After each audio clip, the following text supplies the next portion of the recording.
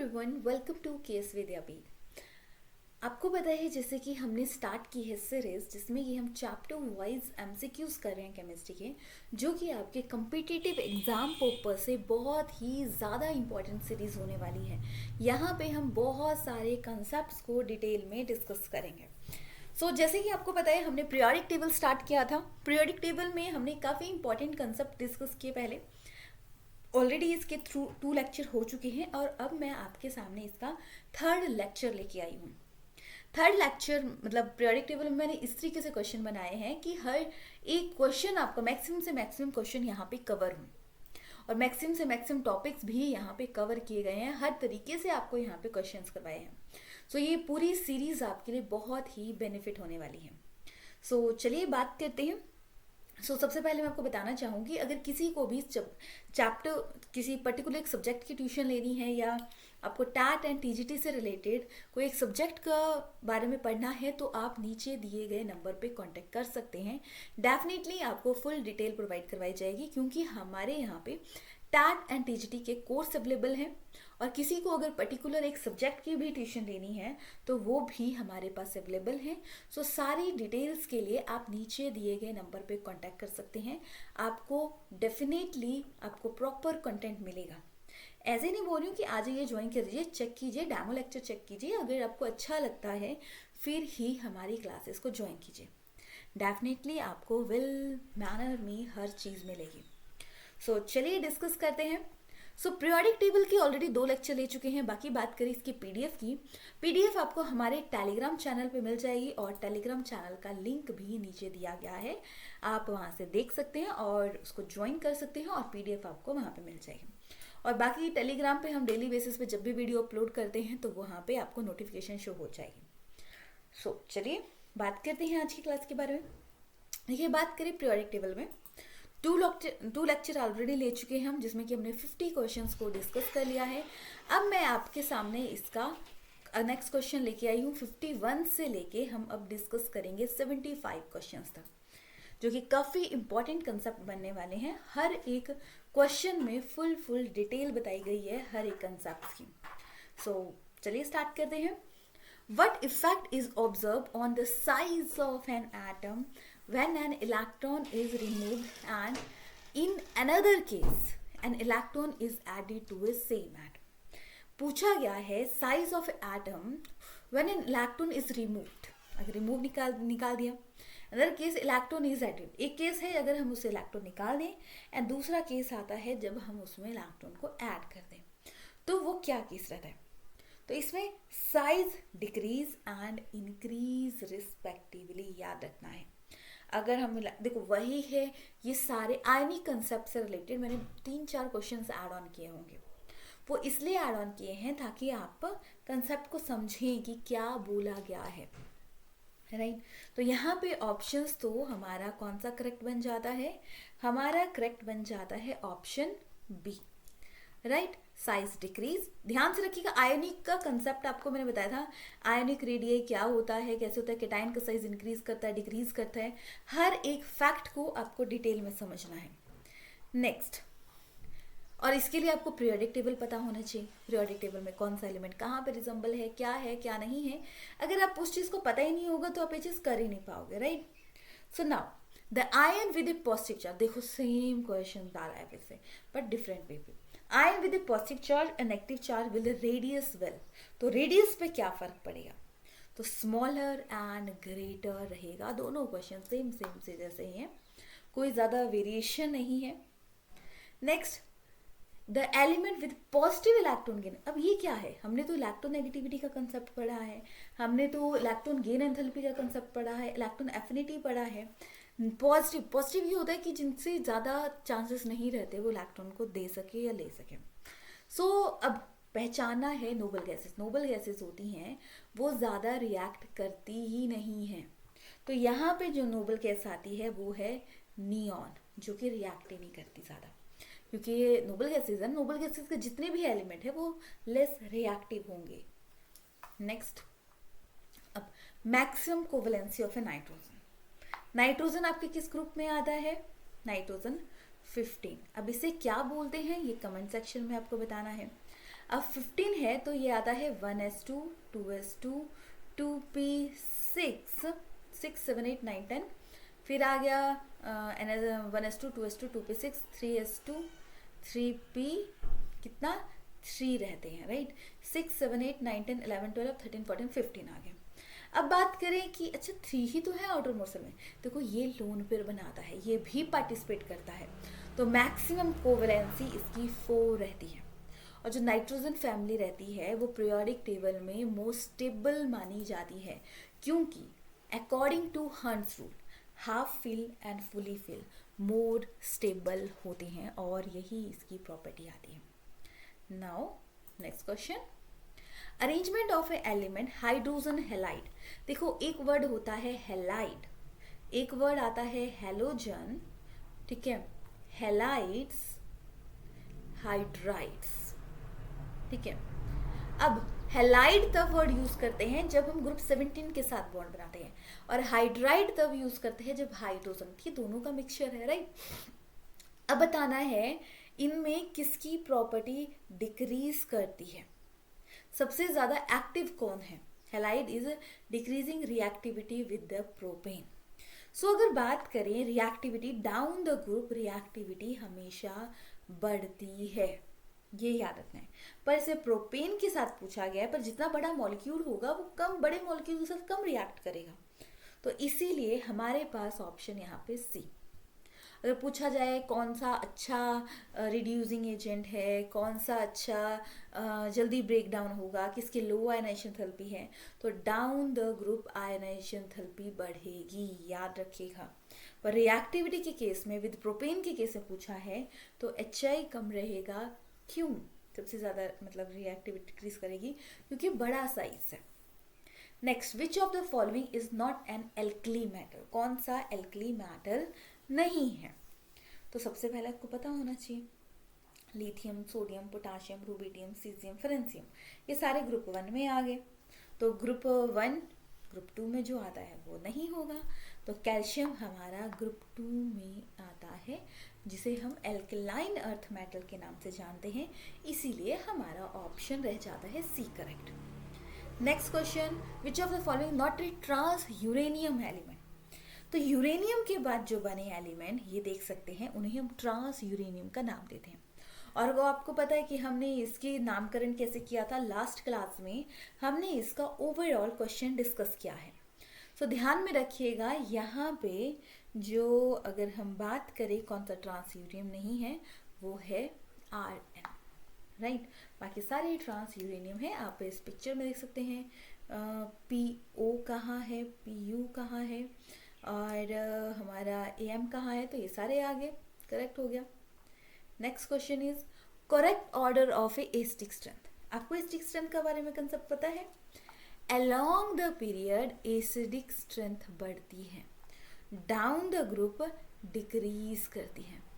जो बिल्कुल एंड में आएगा वो ज़्यादा एसिडिक होंगे, जैसे फ्लोरीन फैमिली, इससे पहले हमारी ऑक्सीजन, फिर नाइट्रोजन, फिर कार्बन, तो हमारा सबसे ज़्यादा होगा, फिर ये फिर ये फिर ये, तो ये सीक्वेंस वाइज है, तो आपने चीज़ों को याद रखना है कि क्या क्या सीक्वेंस फॉलो होता है।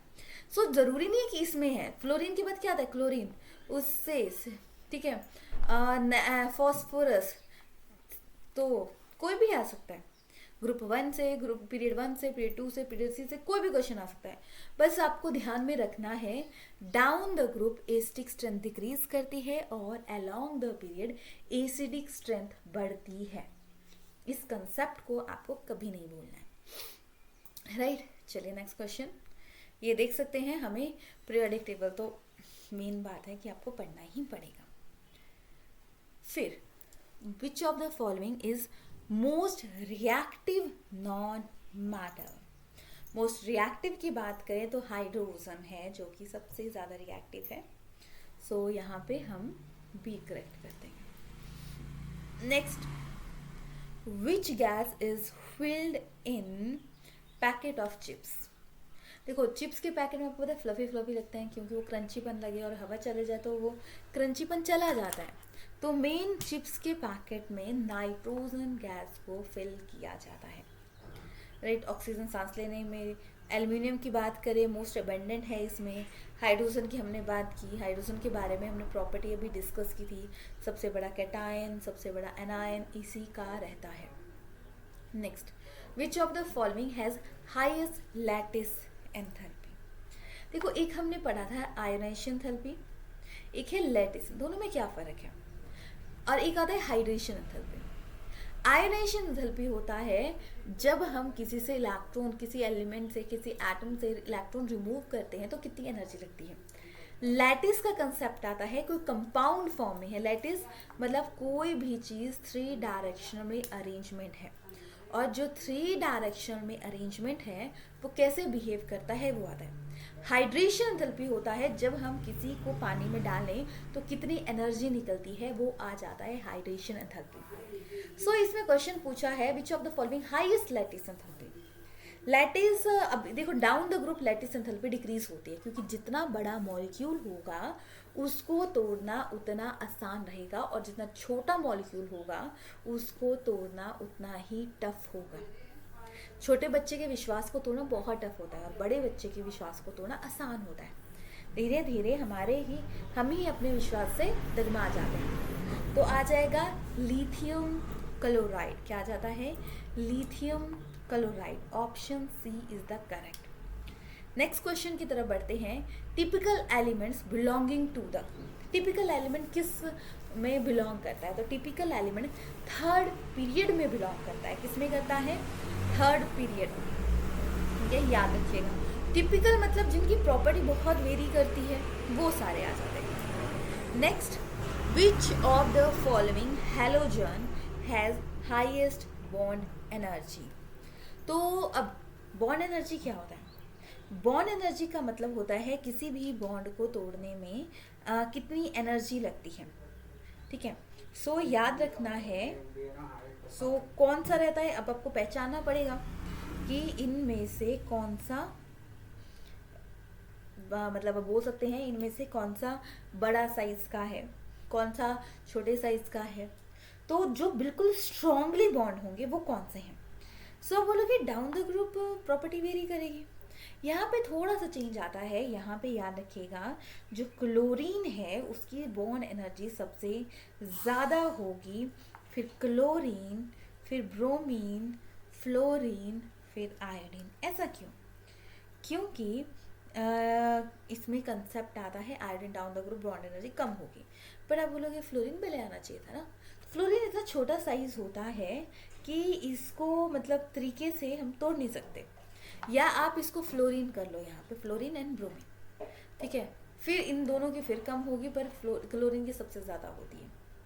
सो ऑप्शन हमारा, क्योंकि इसमें ना हाईएस्ट इलेक्ट्रॉन गेन नेगेटिविटी होती है। Next, arrangement of A increasing basic strength. देखो सबसे पहले समझेंगे पीरियोडिक टेबल है, इस साइड को एसिडिक करैक्टर बढ़ता है, यानी इस साइड को बेसिक करैक्टर है, राइट। और down the group basic character बढ़ता है। बेशक यहाँ पे एसिडिटी है, पर डाउन द ग्रुप जब सबसे डाउन होगा वो बेसिक नेचर का होगा। तो ये ग्रुप 1, 2 की बात की गई है। बेटा, मांगे, कार, स्कूटर, बाप, रोए। तो सबसे ज़्यादा बेसिक कौन हो गया, BA, right.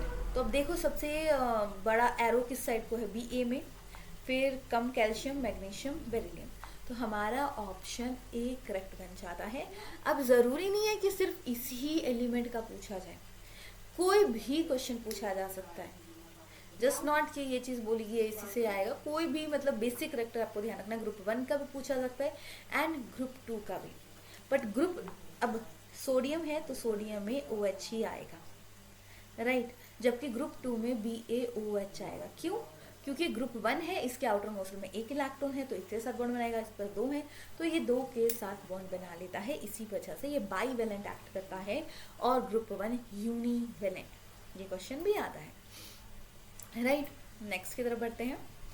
Most stable tetrahalide. देखो ये है ग्रुप 14 की बात की है ना, चंपा, शीला, गई, सुन, पब।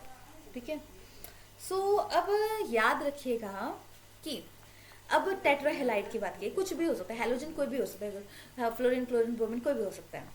तो याद रखिएगा ये है, ये ऐसे बन रहा है, राइट, और ये थोड़ा गैप बन जा रहा है, फिर और गैप, फिर और गैप, फिर और बड़ा, ठीक है। 2 इलेक्ट्रॉन इसके बाहर हैं, 2 अंदर हैं, 2 बाहर हैं, 2 अंदर हैं, ऐसे करके ये बॉन्ड बना रहा है। तो अब इससे निकाल रहे हैं तो आसान है, पर ये बहुत गैप है, अगला वाले से बॉन्ड निकाल ही नहीं पाएंगे। फिर इसमें कम एनर्जी, और ये यहाँ से निकाल रहे हैं तो यहाँ से भी निकाल देंगे, तो ये टेट्रा हेलाइड एक्ट कर लेगा। पर down the group tetra halide exist नहीं करता। क्यों नहीं करता? क्योंकि एक शेल से दूसरे सेल में बहुत ज़्यादा गैप होता है, और इस गैप को ये कवर ही नहीं कर पाता, जिसकी वजह से ये होता है। इसीलिए PbO अगर बात करें, ये बाई टेट्रा हेलाइड एग्जिस्ट नहीं करते, ये 2 में एग्जिस्ट करेंगे। तो इसमें सबसे ए, तो दोनों चीज़ों को अच्छे ध्यान में रखिएगा। हाईएस्ट बॉन्ड एंगल, तो सबसे पहले बात करें हम, ये हमारा ग्रुप 15 आ जाता है, तो इसका रहता है अमोनिया का 107.8, pH 3 का रहता है 93.6 डिग्री।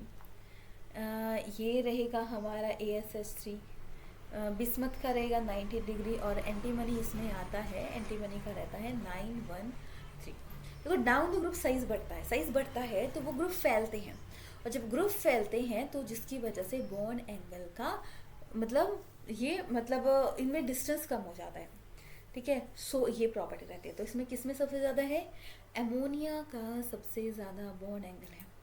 कमेंट सेक्शन में आपने वाटर का बॉन्ड एंगल बताना है कि वाटर का बॉन्ड एंगल क्या होता है। अभी तो आपने एमोनिया बता दिया, तो इसमें हमने करेक्ट कर दिया।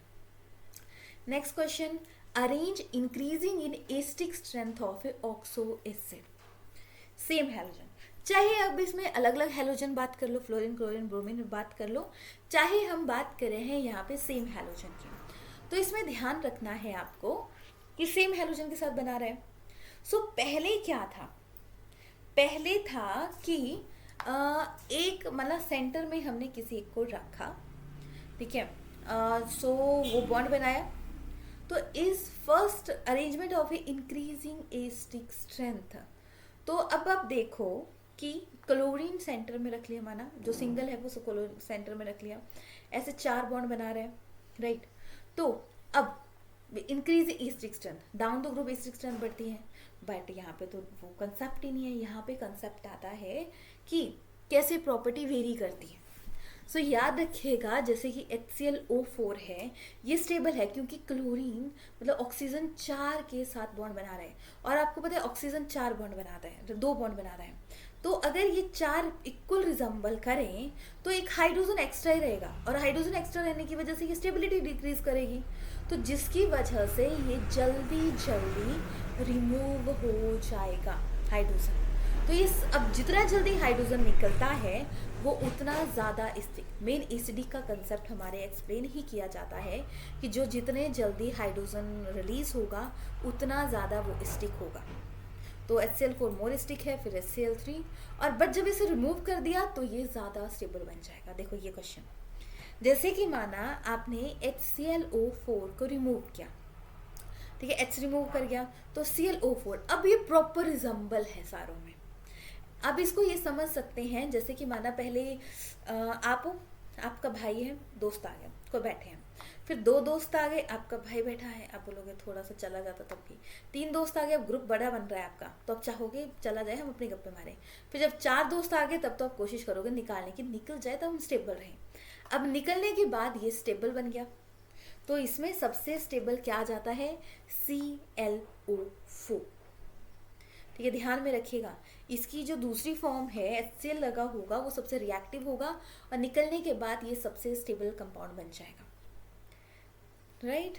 Next question, which of the following element coinage metal, coinage metal होते हैं जो क्वाइन बनाने में यूज होते हैं।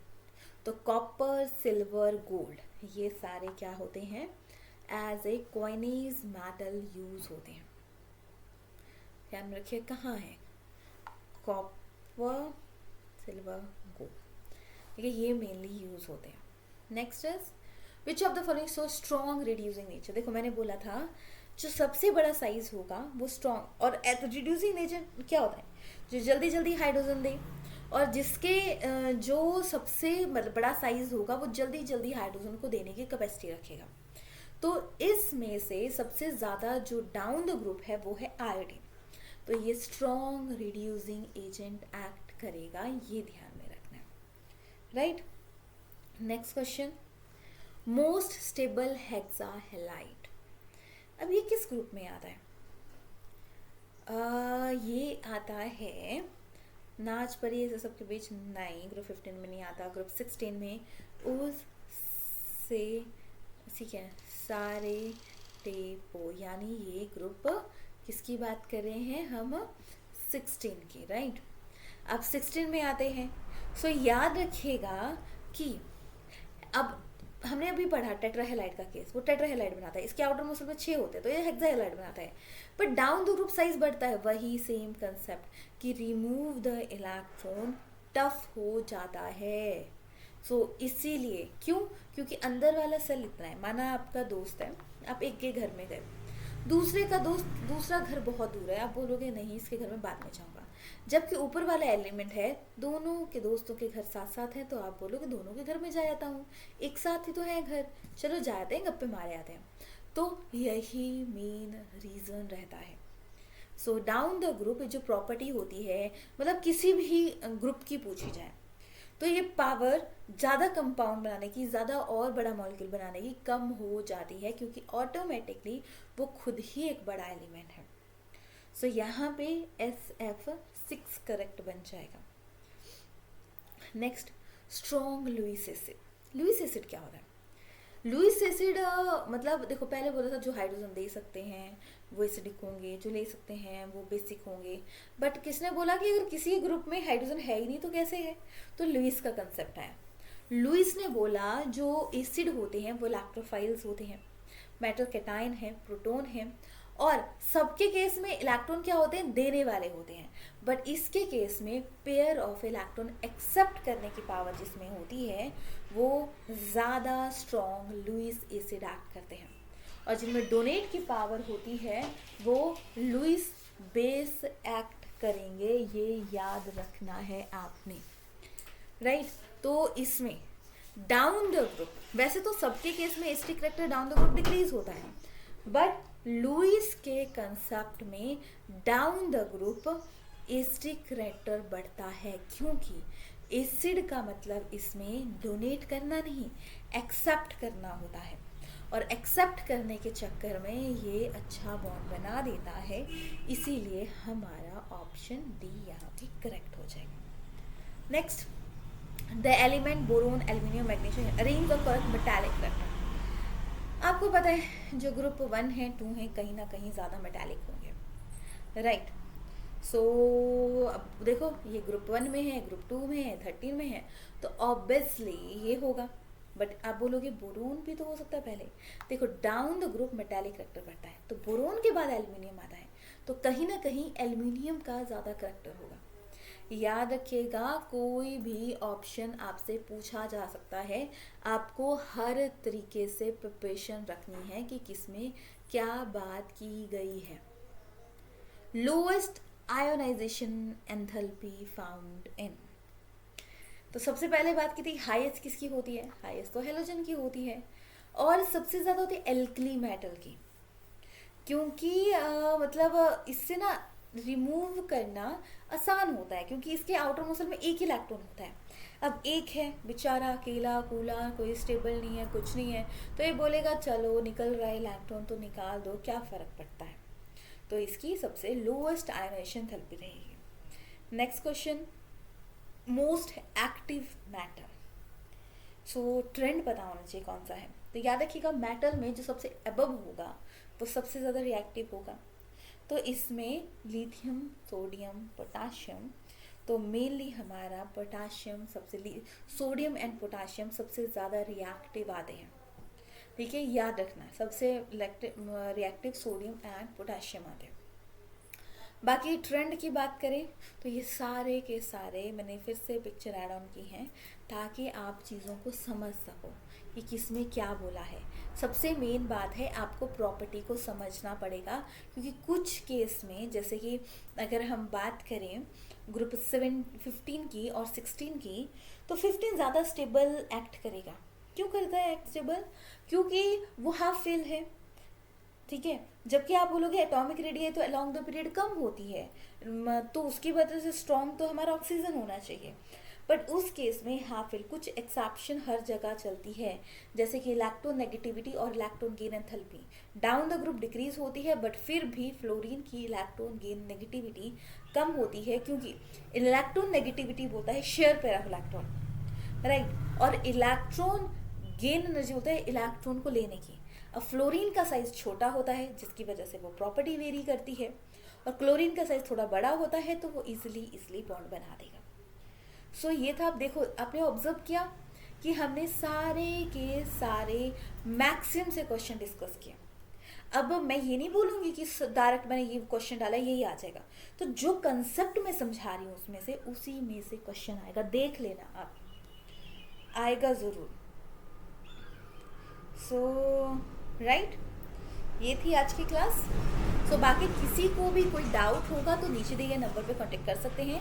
अगर पर्टिकुलर एक ही सब्जेक्ट की क्लासेस लेनी है तो भी आप ज्वाइन कर सकते हैं। कंप्लीट कोर्स चाहिए ताकि आपको प्रॉपर गाइडेंस मिल सके, क्योंकि देखिए क्या रहता है, हम सोचते हैं यार पैसे वेस्ट नहीं करते, खुद तैयारी कर लेते हैं हो जाएगा, पर कुछ से तैयारी नहीं हो पाती खुद से। जिनकी रूटीन बन जाएगी बेस्ट है, सेल्फ स्टडी बेस्ट है, पर नहीं हो पाती तो रूटीन बनी होती है।